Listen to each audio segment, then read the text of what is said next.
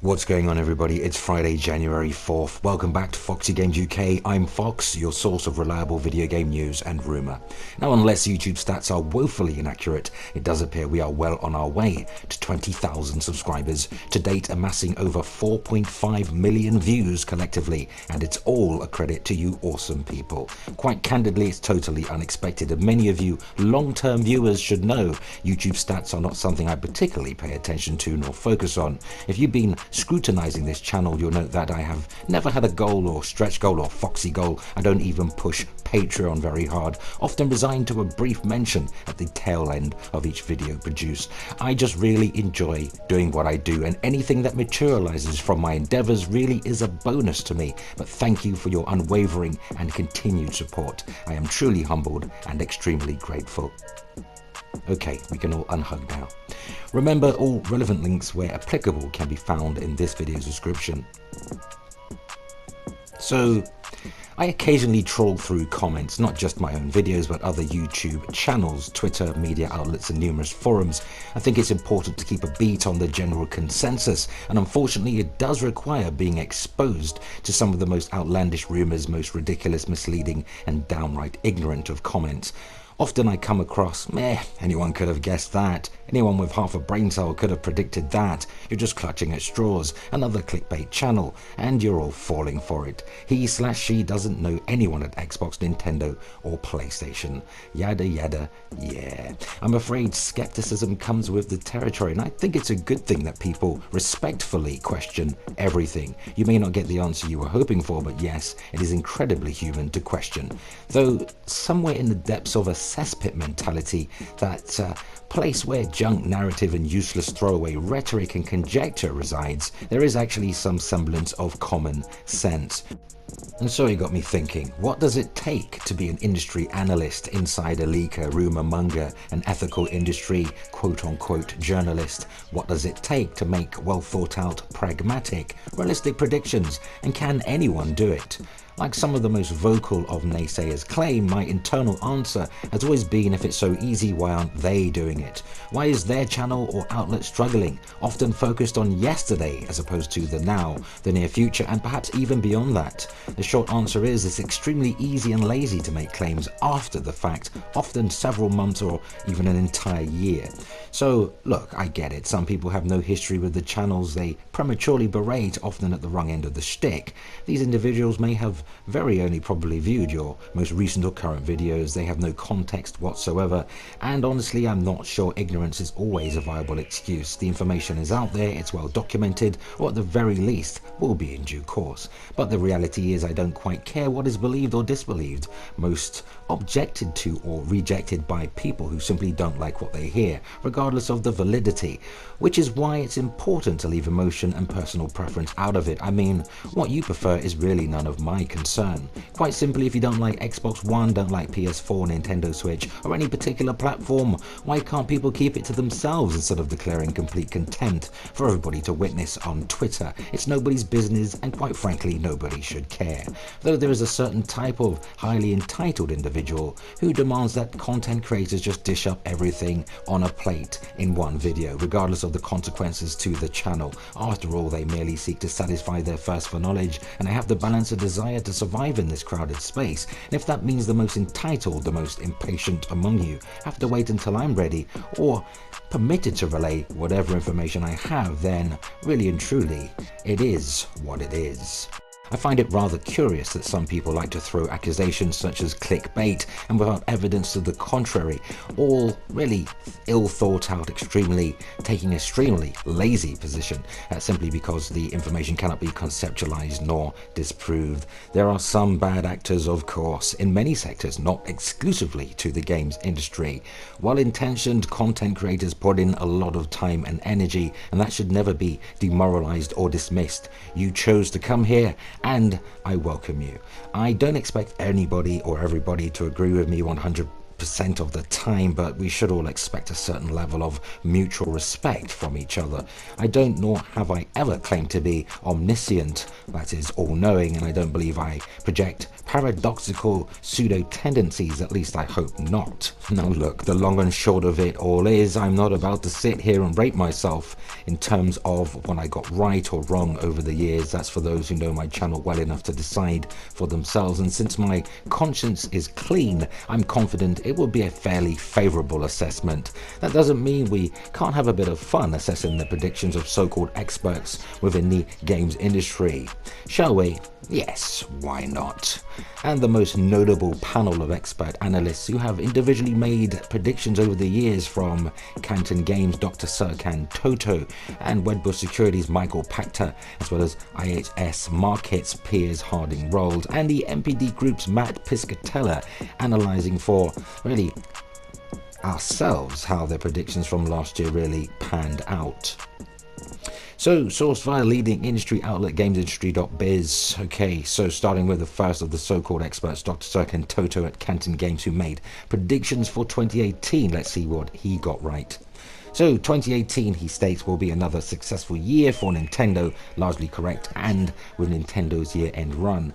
And also predicted Microsoft will continue to struggle and next-gen rumors really emerge as correct. VR and AR won't break through, absolutely correct. And tons of sequels and remasters will be out. Again correct. And mobile will see further consolidation, unstoppably correct. Not bad and fairly consistent, really consistent. So what does Dr. Serkan Toto predict for 2019? Well, he predicts a Switch Pro and Lite. While the 2019 Switch Pro has already been projected and reported to be in development by the Wall Street Journal, he also thinks that Nintendo will offer a Switch Lite or just keep the current version at a lower price to cover the lower end of the spectrum and offset sinking 3DS sales.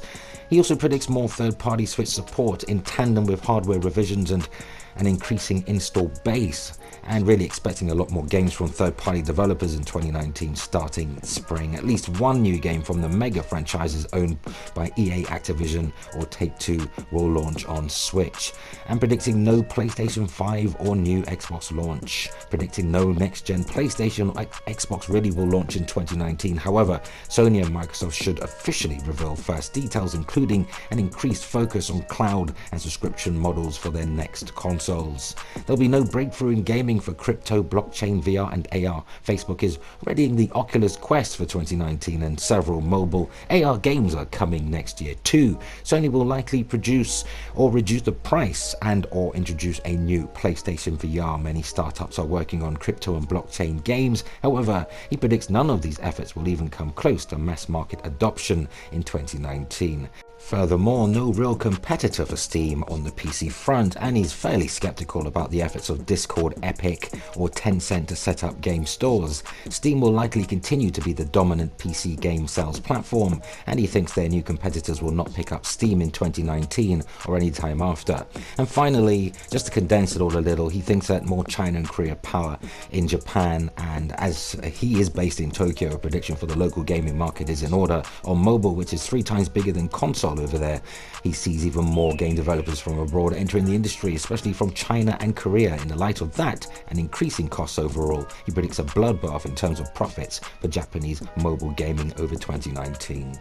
Interesting. Now let's move on to really familiar to this channel, our friend Michael Pachter at Wedbush Securities. Now last year Pachter predicted that the Xbox One X would have a price cut to $349 by year end, and the price is pretty consistently $399, though spotty at $349 during Black Friday. It didn't hit really the target and likely won't.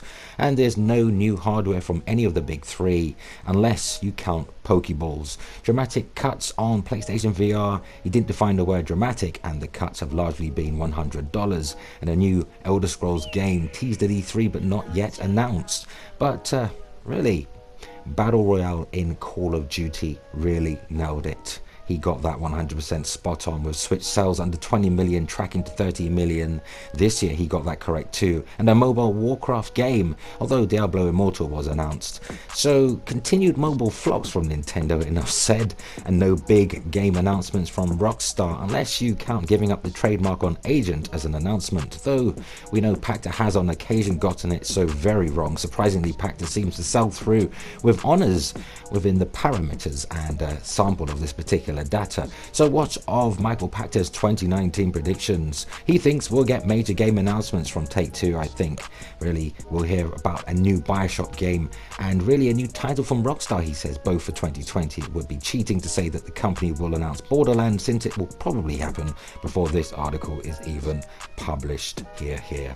And Ubisoft's lineup will include 4 AAA titles. He's expecting this to include Skull and Bones, which is already announced, Splinter Cell, Watch Dogs and Rainbow Six.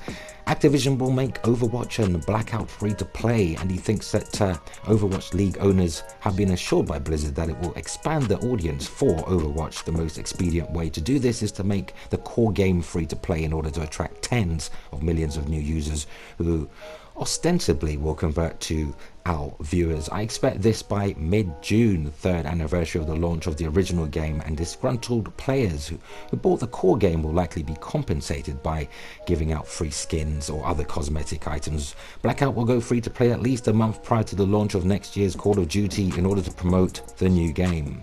Also, Respawn will launch 2 new titles next year, Titanfall 3 and the new Star Wars game. He's expecting Titanfall to launch by September. Also, Nintendo will launch a fully handheld version of the Switch at around $199. He's expecting the device to have the same screen but with Joy-Cons built into the body and no docking station. Since it can't switch from handheld to console, it's hard to guess what they will call it, but let's assume Game Boy.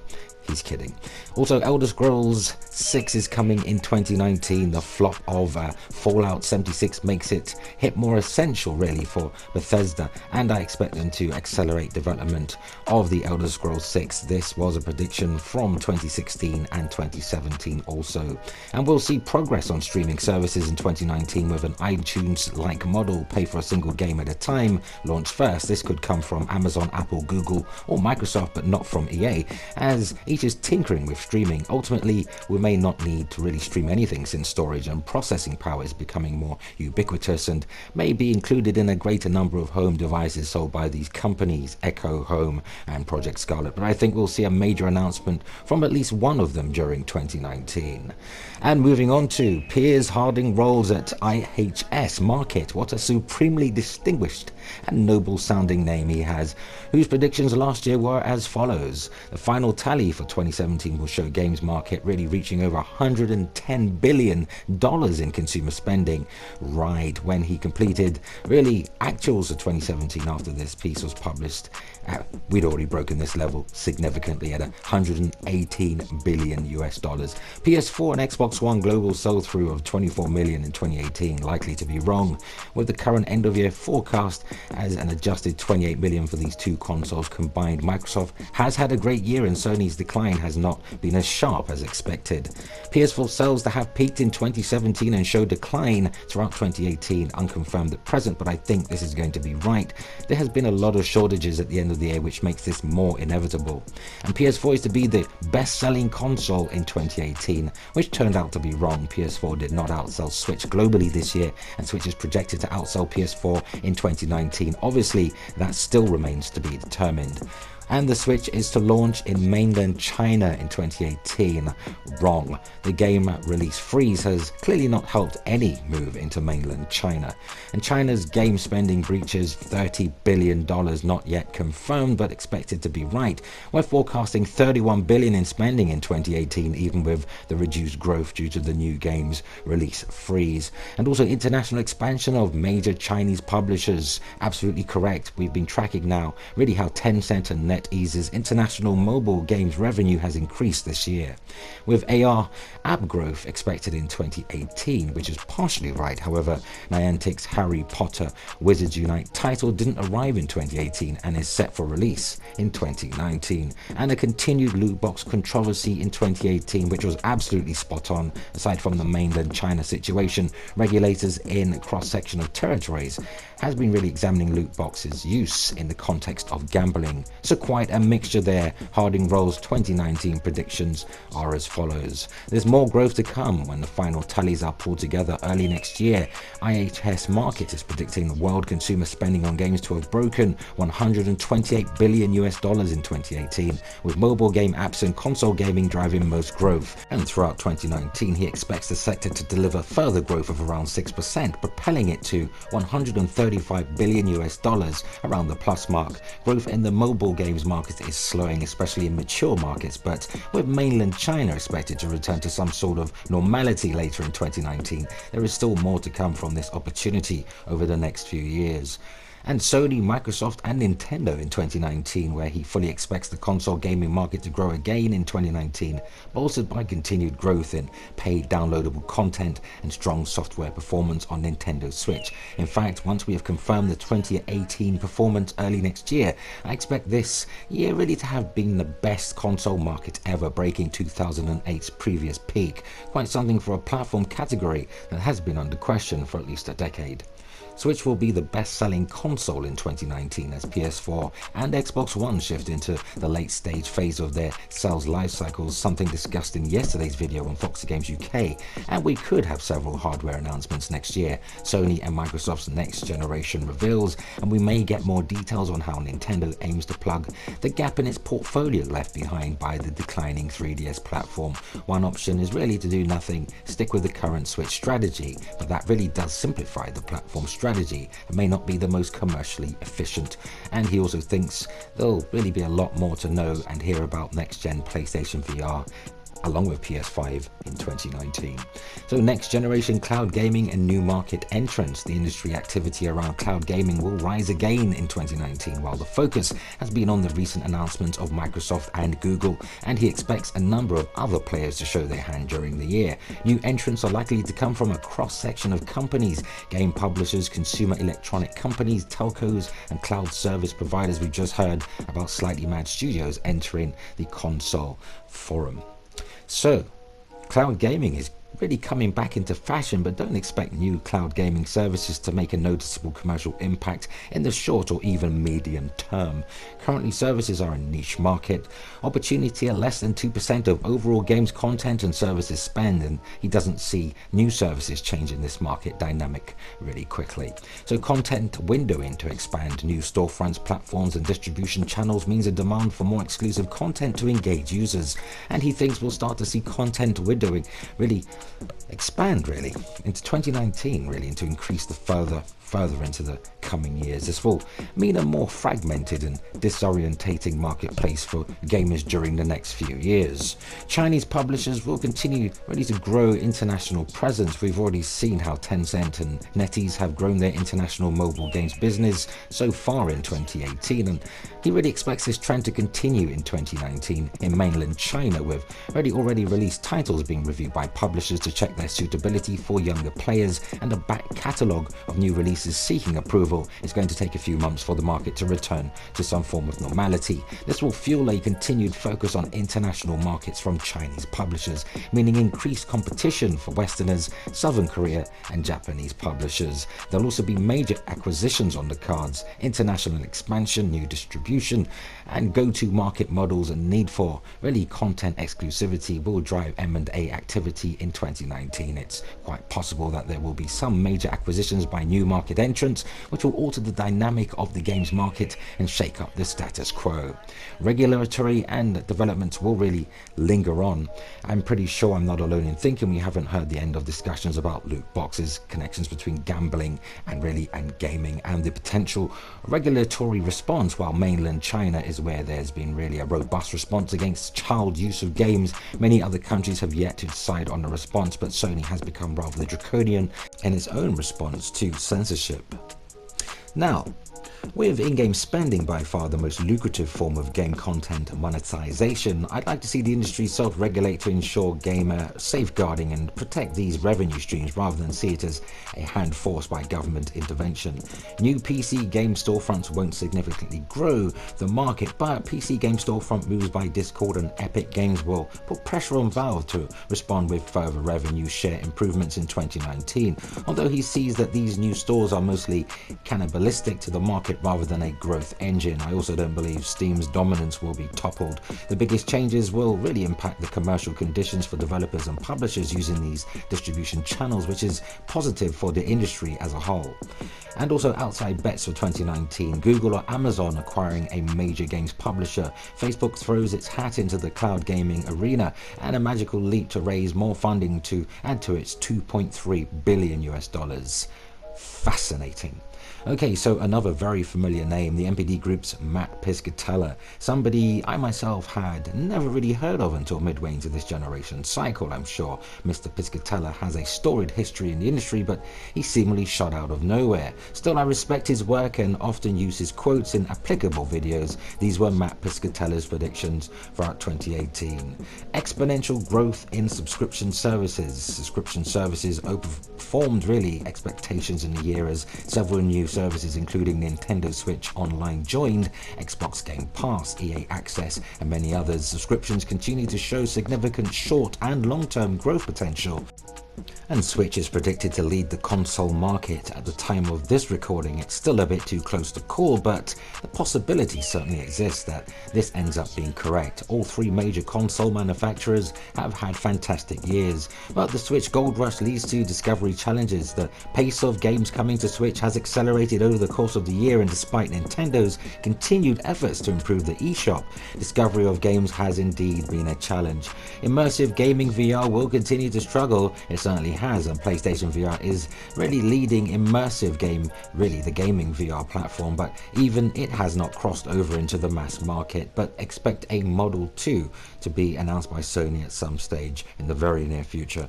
2018 a bridge year for PlayStation and Xbox, leading to 2019 next generation announcements continues to be on track, and I do expect next generation announcements for both PlayStation and Xbox in 2019, though it must be said, I'm pretty sure Matt Piscatella was one of the few who claimed back in early 2018, if not late 2017, that PS5 was at least 3 years away, pegging Sony's next generation console to launch in 2021 holiday. This was quickly corrected by the higher ups at Sony, but all in all, Matt Piscatella has a decent track record. But what does he predict for 2019?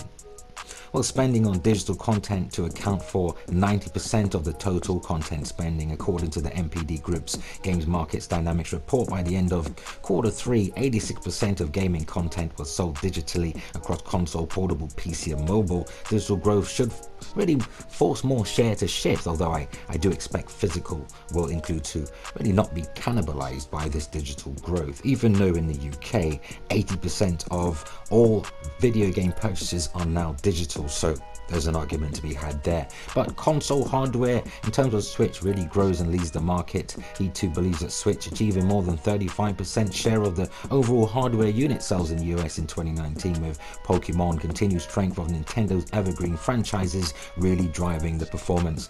And subscription spending continues to rapidly grow, with more services, more consumer choice, as well as deeper and broader offerings will allow subscription spending growth to accelerate throughout the year.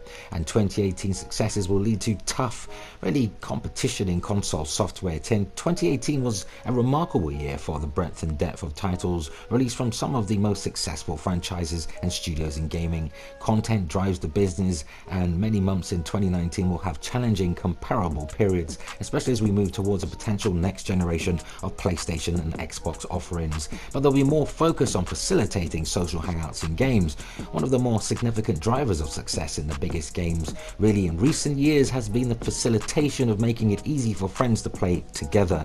This trend should continue, particularly as game sales get more top-heavy. Titles that emphasize not so great gameplay but also making it easy and appealing for getting together with friends should return higher sales and engagement.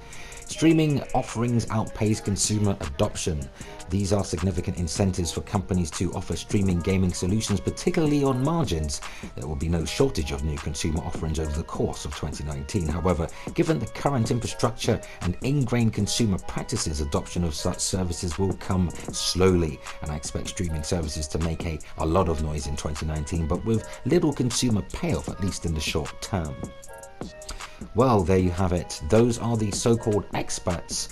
And if you really notice, they really talk about the market trends and really the percentages and console sales and unit sales and market penetration, not really going into detail about the aspects of the next generation consoles specifically, like many of us have. So in our own right, we are also analysts, aren't we? We are analysts. We're making predictions all of the time, speculatory predictions. So the only difference is they are paid professionally and we are not. But let me know what you think in the comments. Do you believe you're a journalist? Do you believe you're an analyst? Do you think you have the gumption and what it takes to really stamp your mark really on this industry in your own right? Let me know in the comments.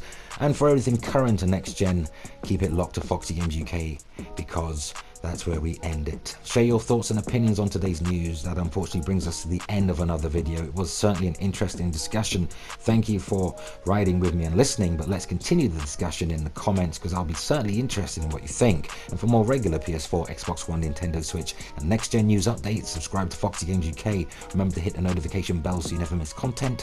Thumbs up if you like it here, and help us reach more like-minded gamers simply by sharing this video. And if you really like what I do, supporting Foxy Games UK via Patreon could be a thing, and or grab yourself a Foxy Games UK branded t-shirt or hoodie available in various colours and designs. You'll find both Patreon and Foxy Games UK branded clothing links in this video's description. Appreciate the support. That concludes our time together today. It was great hanging out. I hope you have a fantastic weekend, and until the next video, remember, play games, not corporations.